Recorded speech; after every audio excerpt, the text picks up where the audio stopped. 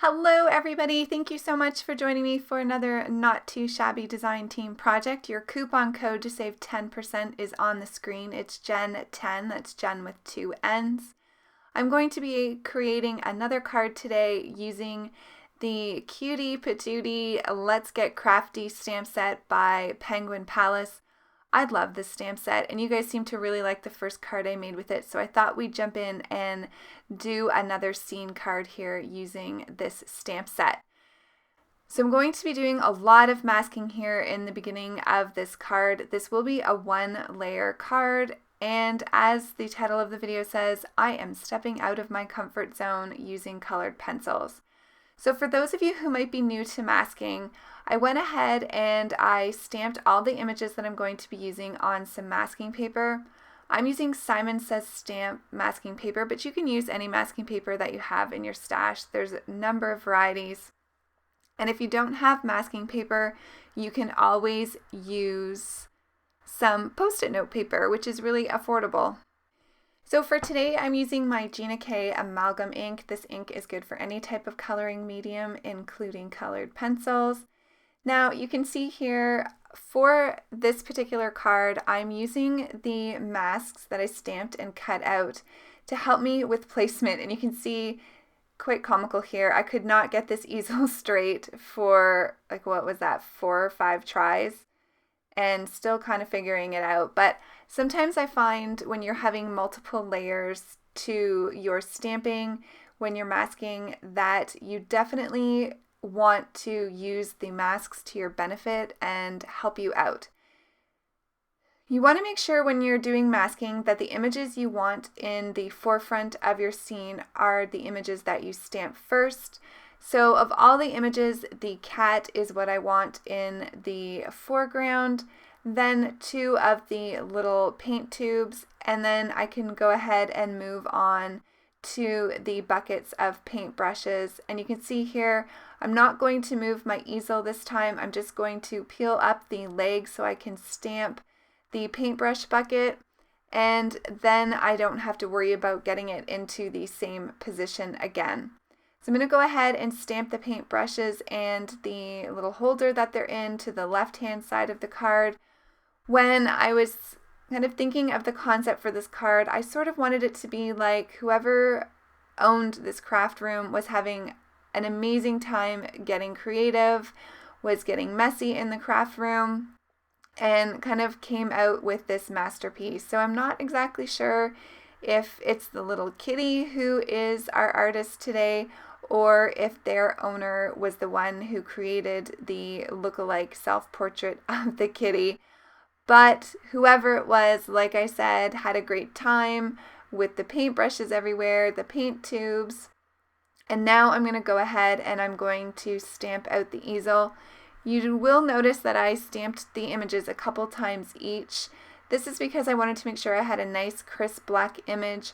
With colored pencils especially, as soon as you start coloring near the black lines, they will fade quite a bit. Now if you're using just one stamp, you can go ahead and leave it in your stamp positioning tool and re-stamp the image after you're completed coloring. However, because there's multiple layers to this card, I'm not able to do that. But I will show you in a bit here when I'm finished the card how I rectified that issue. So I'm almost done with all of this stamping. I'm going to go ahead and stamp the sentiment here. And the sentiment reads, "You inspire me," which I thought was really sweet. This stamp set in particular, I think, is perfect to send cards to crafty friends or artists in your life. It's so stinking cute. And for me, I mean, it's all about crafting and kitties, so it couldn't get any better than that. To finish off, I'm going to add some of the little paint splatter stamps here that come in the stamp set. There are 2 sizes in this stamp set. One's a little bit larger and then a smaller one. So I'm just going to put these around the card. These are going to act as my embellishments, so to speak. And now you can see the magic happening here. I'm lifting up all of the masks that I used, and our scene is ready to go. I'm going to be using my Prisma colored pencils. I have the 36 set. I'm just going to show you this tray here. These are how I had some of the colors organized, and I thought that that would make for a really pretty color palette for this particular card. So those are the colors I'm going to concentrate on for this particular card. So for colored pencils, I'm laying out just as I would with my alcohol-based markers, the lightest color first, and I'm laying down a very light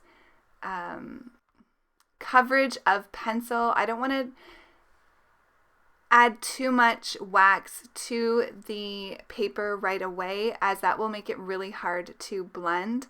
So I am using a darker shade and a lighter shade. Sometimes I even bring in a third pencil depending on the look I'm going for. Once I get the colors down, I am going to bring in my Prismacolor Colorless pencil to blend the colors together. Now you can leave them just as they are with no blending at all. I do like a smooth blend to my colored pencils. You can also use Odorless mineral spirits to blend using some paper stumps. It's whatever you prefer. I find the colored pencils, or the colorless pencils, sorry, is my preference just because there's no mess. It's just a pencil. You can easily pick up and go with your little set of colored pencils and the colorless pencil and color your little heart out. So here's the color scheme: blues, pinks, purples, and I'm just going ahead and adding the color first. I wanted to get the brighter pops of color on my card before deciding what colors I wanted, for example, the easel and that sort of thing. For the canvas, I wanted that white, so it looks like a white painting canvas, and then I wanted the tubes of paint white as well. So went ahead and laid down the white, and then I am going to add some shadows for the white with a gray pencil. So it's pretty easy to see what I'm doing here, so I thought maybe we could chat a little bit about stepping out of your comfort zone while I'm coloring. I would consider myself to be a beginner with colored pencils. I don't use them very often. If you've been following my channel for a while, you will know that. I mean, I think they've made an appearance a few times. I think that might be, well, it's definitely one, because I'm not as comfortable with them. I'm more comfortable with alcohol markers, so I grabbed them first. Two, I think it might also be due to the fact that I only have a smaller pencil set. So although the 36 is quite fine, it doesn't allow me enough colors for how I like to color, in terms of having, you know, options around darker ones and then a mid-tone and like a lighter. And I know we usually kind of talk about that in terms of alcohol markers, but I'm just going to use the same reference for the colored pencils as well. But definitely not as comfortable with this, so feel a little bit vulnerable sometimes sharing projects with colored pencils, but I think it's important for us to step out of our comfort zones and try new things, or practice maybe things that we don't feel as comfortable with, because otherwise we're not going to get better at it. So I really challenged myself with this card to stick to the colored pencils. I did hesitate after the card was done and thought, I don't know if I want to post this, because I knew in my heart that I could create a more dynamic scene, in my opinion, with my alcohol markers. But I am happy with how this turned out. Just, I guess the point of this video today is just to encourage you to step outside your comfort zone. Try something that you haven't tried before or that you aren't as comfortable with. I'd love to know what kind of makes you nervous in terms of stepping out of your comfort zone. Is there something that you've been wanting to try and you haven't had a chance? One of those things for me is watercolor pencils. I'd really like to try that. So that's something that I'm going to put on my list of things to try. And I also want to carve out more time for using my colored pencils. So that's kind of the conversation I wanted to have today. You can see here I'm continuing with the coloring. I decided to color the kitty gray And just to keep some neutral colors to those large pops of color, I do really like how the kitty turned out with the blending of the grays. Gave him some little rosy cheeks, or her, and some pink in the kitty's ears. And then I'm going to go ahead and I'm going to color the easel. So I decided, because I had some navy blues in that little tray of colored pencils that I showed you earlier, I thought it would be fun to paint the easel a dark blue color. In the first card that I did, I painted it. I didn't paint it. I colored it brown, so I didn't want to do that again in this card. I wanted to show you some different options that you can do. So I thought I'd go with a pop of color, and I really like how the blue easel turned out. Just adds some interest and a different feel from the brown one for sure.